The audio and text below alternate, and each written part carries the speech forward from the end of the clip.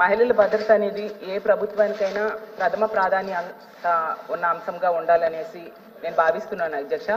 ఈ కూటమి ప్రభుత్వం అధికారంలోకి వచ్చి 10 నెలలు అయింది అధ్యక్ష. 10 నెలల్లో చూసుకుంటే మహిళల మీద దాడులు, అత్యాచారాలు, హత్యలు చాలా భయంకరంగా పెరిగాయి అధ్యక్ష. అవి కూడా చాలా క్రూరంగా, దారుణంగా జరుగుతూ ఉన్న పరిస్థితి కనిపిస్తూ ఉంది అధ్యక్ష. ఎందుకంటే అంటే ఈ 10 నెలల్లో రోజుకి 70 నేరాలు జరుగుతున్నాయి. అంటే గంటకు 3 నుంచి 4 జరుగుతూ ఉన్నాయి అధ్యక్ష. అది వాళ్ళు ఇచ్చిన అధికారిక డేటా ప్రకారమే నేను చెప్తున్నాను అధ్యక్ష.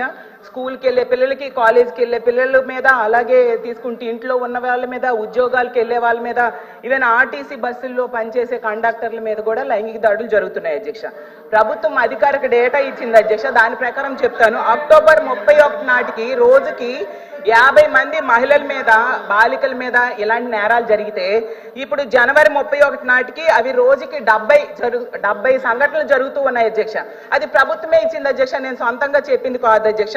ఎందుకంటే జూన్ నుంచి 31 వరకు ఈ రాష్ట్రంలో మహిళల మీద, చిన్నారుల మీద జరిగిన నేరాలు మన గౌరవ మంత్రివర్యులు చెప్పారు 16,809 నేరాలు జరిగాయని. అంటే 240 రోజుల్లో 16,809 నేరాలు అంటే 70 మంది రోజుకి ఇలాంటి అఘాయిత్యాల బారిన పడుతూ ఉన్నారు అధ్యక్ష. గతంలో ఇదే సమావేశాల్లో గత సమావేశాల్లో 150 రోజుల్లో 7,393 నేరాలు మహిళలపై, చిన్నారులపై జరిగాయని చెప్పారు అధ్యక్ష.